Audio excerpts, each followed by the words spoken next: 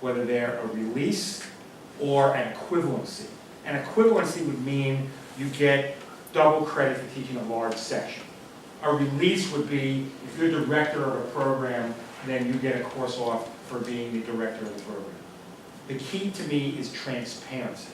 Every faculty member in every department should see what every release and equivalency is. And then, in the union world, we negotiate those. In your world, the transparency, because I think what you're getting at, and what always bothers me, is unfairness. And so, the one way to stop the unfairness is, as Justice Brandeis said, sunshine is the greatest disinfectant. That's my advice. Yes? Oh, sorry. Go ahead. Sorry. Yeah, sorry. Thank you for this very moving. I wanted to ask if you have good examples, if you have examples of where it's done properly, even for a moment. And in particular on the issue of administrative, the rise in administrative salaries and the depression and faculty. Well, there's a couple of states, mine being one of them, that is now reducing the appropriation for universities if the percentage of that institutional support line as a percentage of total expenses goes above a national median.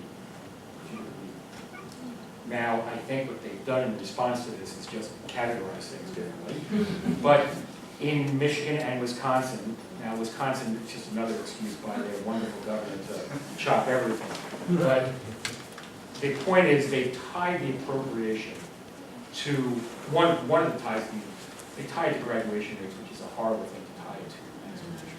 But they tied it to this percentage, the institutional support, that 12% thing I was showing you, that percentage. 10% is their base. So if it goes above 10, they have a formula that you appropriate. For every dollar, every 100,000 above this, you use this much appropriation, that kind of thing.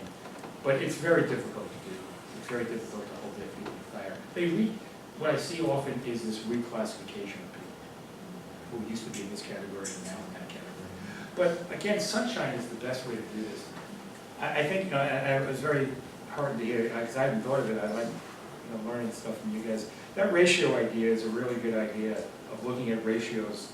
And I just showed a percentage, but if we make a ratio over time, I think we could maybe get somewhere with this. So there's certainly something I'll be looking at. But to me, you have to show them this. We have to show them the data on this. What the they being the board and or your administration. And the administration, they're the ones who are getting paid. They can get very defensive. Oh, and they start hitting you with, we have 400 open positions we haven't filled. Okay, maybe you do it, maybe you don't, but all that matters is what you really spend. Not your budget, not your open positions, what you really spend. So the actual dollars we spend, ratio of, if we can just get a ratio of instruction to admin, see how it moves over time, that's the best I can do. But someone has paid attention in our state to this stuff, and in some other states, on the institutional support spending. And they're using, by the way, they're using the IPES data also. Someone else in there? Yes? So, the slide I've been thinking about, and I guess I can't figure out how to make sense of it in a negotiating context, is you showed enrollment going up 4%, full-time faculty going up 7%, and part-time faculty going up 62 or something like that. What do we say when they tell us, well, enrollment's not going up that much, we've hired a lot more people? In other words, essentially, are we getting a lower faculty-student ratio? That's a good question. And okay. how do you handle some things like Very, that? very good. And one of the things I usually do here is I look at class size, right? And so what's happening with class size?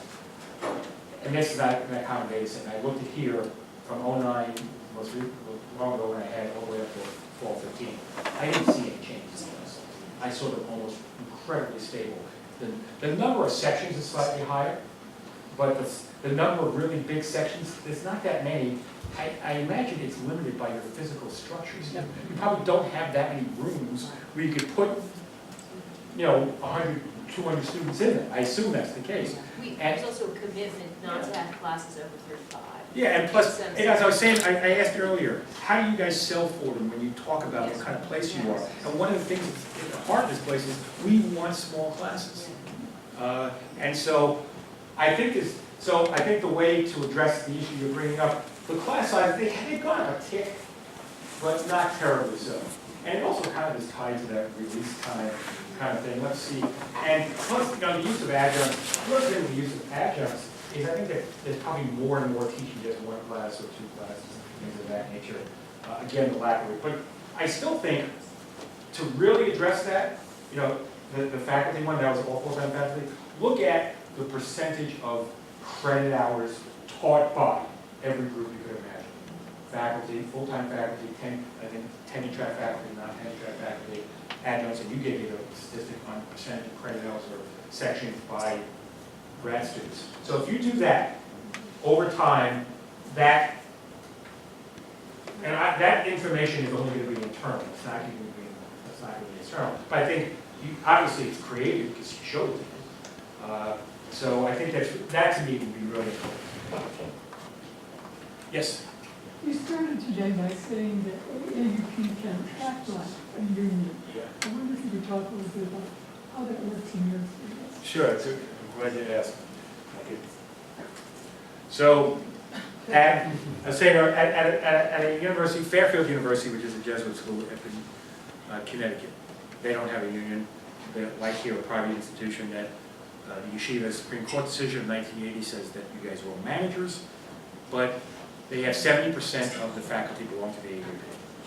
And they have very similar language in their statutes that we have here. And they negotiate salaries and benefits and things of that nature. But I think we start earlier. I think we start much lower here. We try to get more people involved with the strength in numbers. You do things like you wear stickers. You wear an AAUP button. You wear a sticker saying we support whomever. You support the adjunct union. You support the grad student union. You wear T-shirts. One Friday we're going to wear AAUP T-shirts. At graduation, you hand out buttons to the graduates. You don't disrupt. They hand out buttons together. So I think these are. I know they may say. I mean, you're saying to me these things may sound trivial, but they're not trivial. If 100 of you wore an AAUP button or an AAUP T-shirt on a given day, they would notice. Believe me. If there was a board meeting. And even though that's why I kept grilling the man, who's allowed to do? You're not allowed in a board meeting. But if 100 people sat outside of a board meeting with the same T-shirt, not chanting and screaming, but just sat outside and handing out information, handing out information to people who came by, they would notice. So to me, those are the kind of collective actions that I mean when I say act like a union.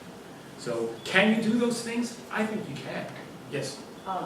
Grace was going to talk a little bit about AAUP for us too. Go ahead, so Grace. This is the moment maybe for that. All right, Grace. Hi, how are you? Good, Everybody, thanks. can you hear me up there? Yeah. Yes? Yes. This is an opportune moment because of the notion of the collective action, and as most of the people in both rooms, although a lot of people are just hearing here, understand this is really working Grace. for. Grace. Yeah. What? Talk to the mic. Okay. The notion of, whoops, I'm getting feedback. The notion, got it? Yes. Notion of collective action has worked for us before, and the Faculty Senate has been a big proponent of that, and all of you in the room, I know, understand that. However, we do have an AAUP chapter, and that AAUP chapter began a number of years ago, and sort of had to be reawakened. And so we have reawakened it. We currently have 30 active members. And as you know from the cards that have been put out, we are increasing those numbers. And so there are directions for actually signing up for the AAUP, which is national, which then gets conveyed to the New York State chapter. And then that puts us with increasing numbers in the Fordham chapter. And we are very soon going to be meeting for an organizational meeting. However, what we would like to encourage, and I will be sending out emails over the weekend to the individuals who are already members, as well as to those who are not on the membership list among the tenured faculty.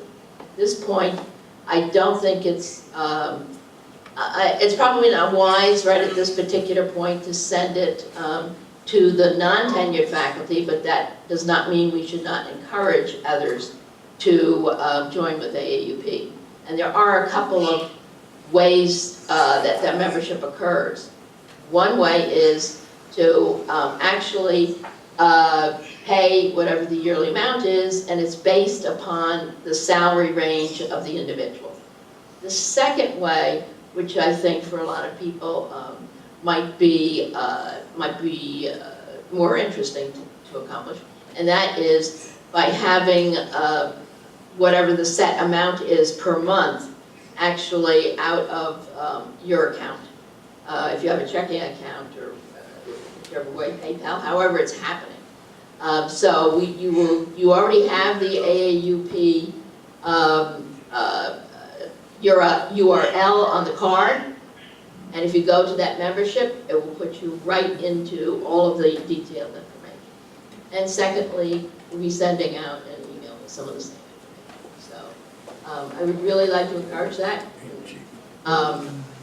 Howard, I would like to also personally thank him as a fellow Fordham alumnus and an alumna of the law school. So thanks for all your help.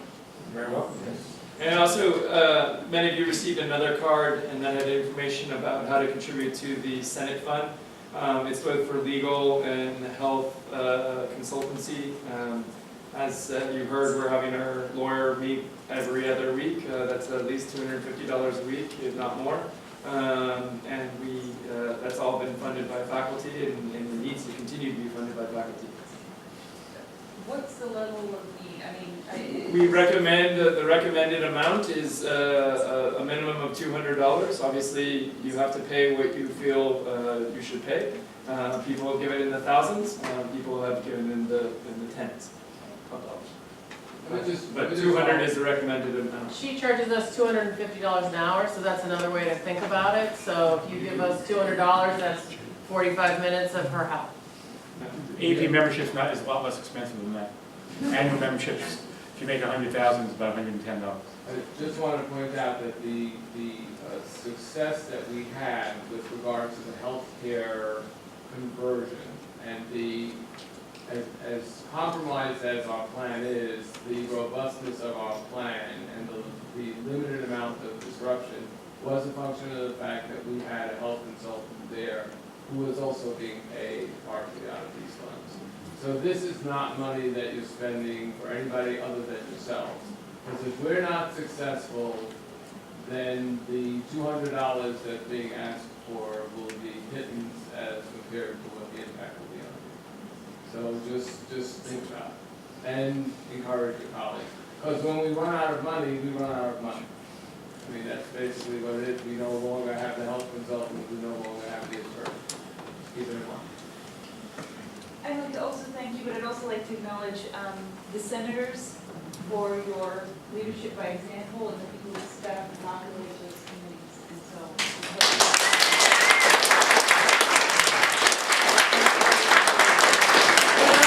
For our faculty members, we have a cash bar in the roof deck where we can, and for faculty members in the Bronx, there is a cash bar in the roof deck, but probably that doesn't help you at Lincoln Center quite as much as But you have bars And across the street. I know I've reached out to a lot of people through emails and stuff, but if you continue to have problems with UHC, theoretically there's been this new announcement from the CFO that HR will be working every other week on meeting with UHC to settle problems. We would like you to try to funnel all your problems, like as many of those problems as possible, to Larry DiPillo and Donald Peretti. Feel free to CC me if you desire, you do not have to.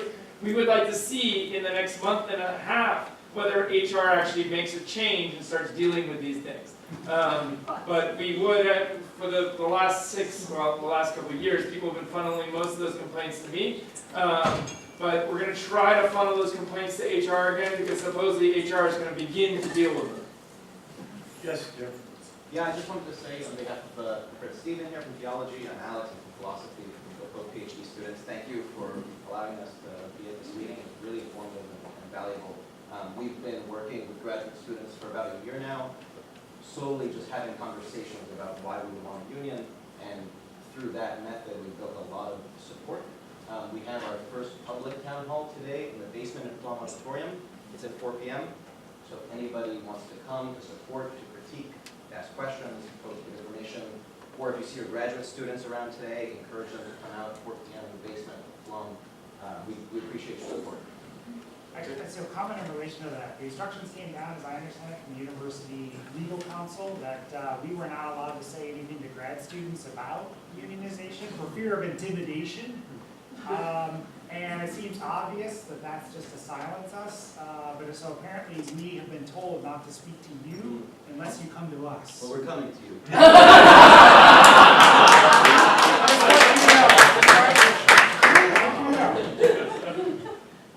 Thank you, guys. Thank you.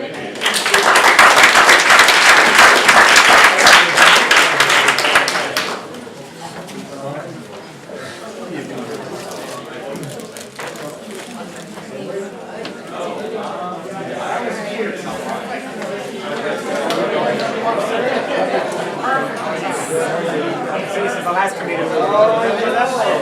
Didn't we have this conversation about a year ago? And I think it was also and none of them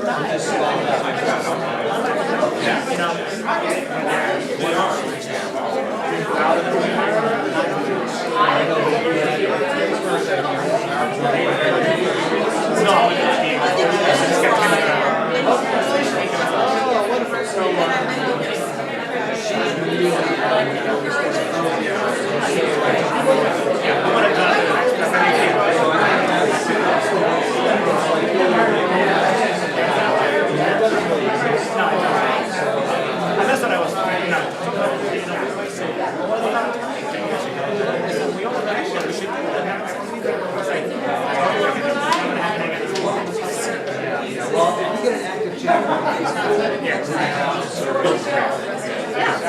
I'm Patricia from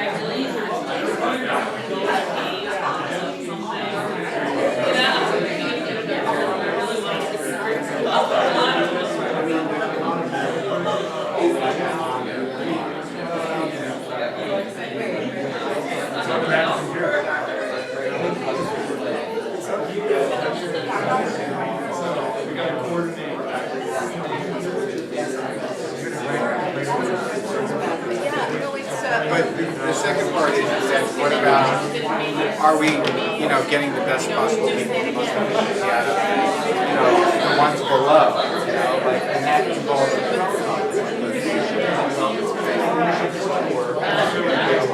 but also what they're getting out of all the people at worker guys that are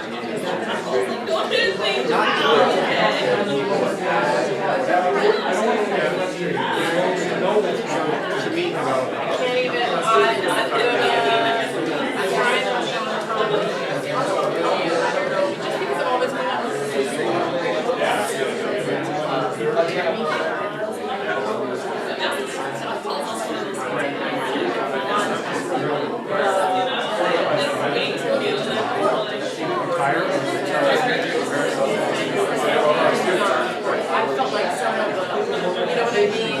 Yes.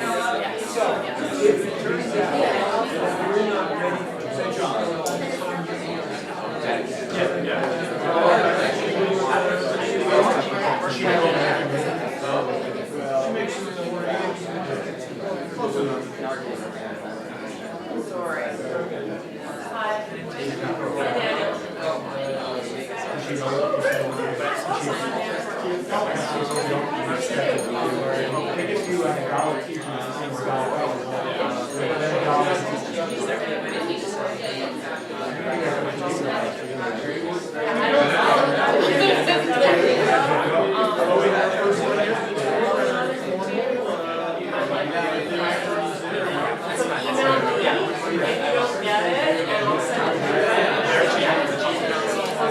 Vice President of Affairs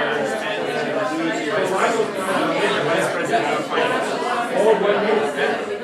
Just in the cost of that,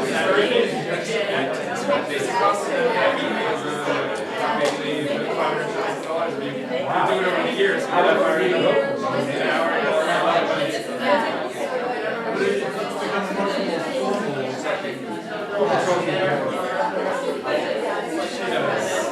we're going to be using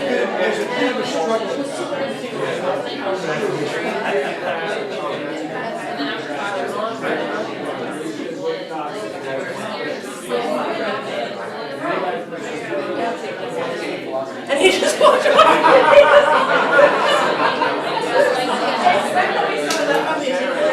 You're right. She didn't want to have that. The president said no. My firm and board that I use. Yeah, I have my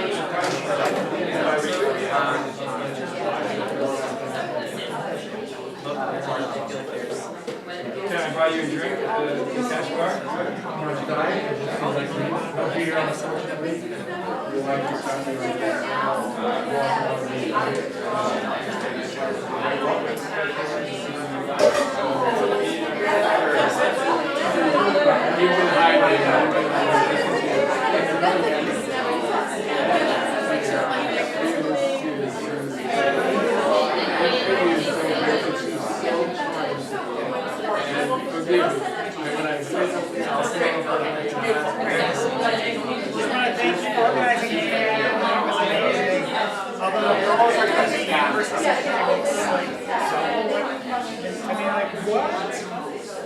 I'll be the secretary.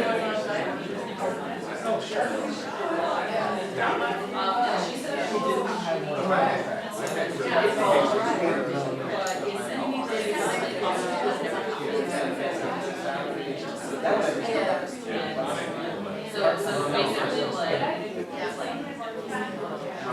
And that happened for a while, so now we have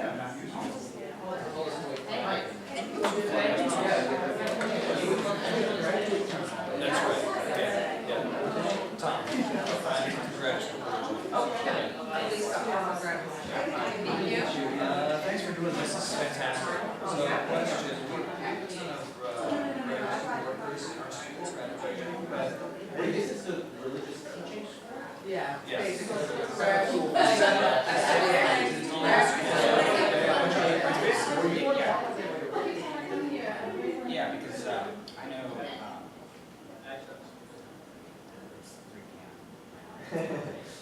yeah, one of my friends, one of our roommates. Oh, that's right. Oh, yeah, what's that, yeah. So our grad students don't teach, Yeah. and most of our assistants are master's students. They pay tuition discounts. Yeah, they're research assistants and office workers. Yeah. Hourly workers from the university. No, they get their graduate assistant, the graduate assistantship is not an hourly position. I don't think. There's an hour Well, there is hours, but they 6 hours a week or a 9-hour week, that's what they do. No. I don't, they don't get any money, they get tuition. Remission. From So the- does that count for this? That's what we want to find out. Like the reality is not really about working. Working conditions are different everywhere, whether master's students, how they count, PhD students, it depends in every case. So In a lot of cases, we don't know. yeah.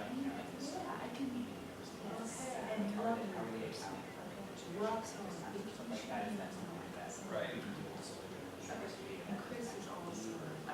Well, that's where I wonder if it goes into those numbers. Discount rates, right, because it's technically financial aid, it's tuition offsets, but no money changes. They don't get check, they don't pay the tuition. This is my door. 25%. Thank you. Let them have to get a product. We have tons of people with. Oh, goodness. I was asking you guys about Yes, this. I do. Yes, yes, But we have a website that is part of the main website. Yeah, I mean, Fordham grad workers is generally. Yeah, well, thanks for your work. Encourage your grad students to come out and contact us. Yeah, there is a Regular show, bi-weekly meetings. So, I mean, Oh, you have? who knows? I mean, I started studying, I'm doing a project for the graduate school on academic freedom, the situation of academic freedom of graduate students in particular at the university. And so I've done a lot of reading of AUP materials. Yeah, they do a lot of good stuff on that. It's another resource. Yeah, super cool. Great. Yeah. All right, Thank you again. Lisa, good talk. Tom. Yeah. Okay, Alex. take care, and good luck. You work primarily in the center or here? No, Here. here, Here, yeah, we're in Keating Hall, top floor Keating Hall. Yeah. go by. All right, thank you. You want a flyer? or you can, Yeah, I will take it, I will take one. 4 o'clock today. 4 o'clock today, 4 o'clock today, gotcha. Okay, you know what, if I can pull this off, I will. But thanks for what you're doing, No, thank thanks you. for what you're If doing. you see anybody over the age of 21, but less than a tenured professor, encourage them to come out. Yeah. Kat, do you know Brian? Good, okay, whatever our, Oh, I was our going to. symbol of good people. Oh. Yes, yeah. Hey, so, oh, yeah, I'm fine, that issue we talked about, Yes. are somewhat nemesis in the administration. She's like, absolutely not should happen, never. Good. What's funny is that then my chair's like, oh, and then I get this email from the secretary, we have to shuffle some people around. Like, we know exactly what's happening. So The I fact that kinda- they even did It's so hard and wrong. and wrong, but actually. I'm gonna follow up actually and just also say, well, gee, if there's anything. He should also. Recuse himself, exactly, yeah, absolutely, yeah. And if you get an external, Yeah, do an external. I don't think so. I don't know. I don't think so.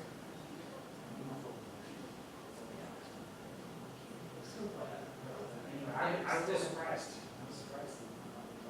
Well, it was pretty egregious. I mean, I would, well, but this is Fordham, so I've given up on that for a little bit. Anyway, so are you in G's apartment? Sorry. I didn't- I'm up here in Scotia. she's in my hometown. Wait, in your hometown? Just a coincidence, just a coincidence. And are you in LC or Brazil? I'm Russell. Very good. Do myself friend because Yeah. I don't know when I'm gonna be able to go to this, but, because I gotta be. Andrew's going, so. Okay, I thought I was gonna let you know, I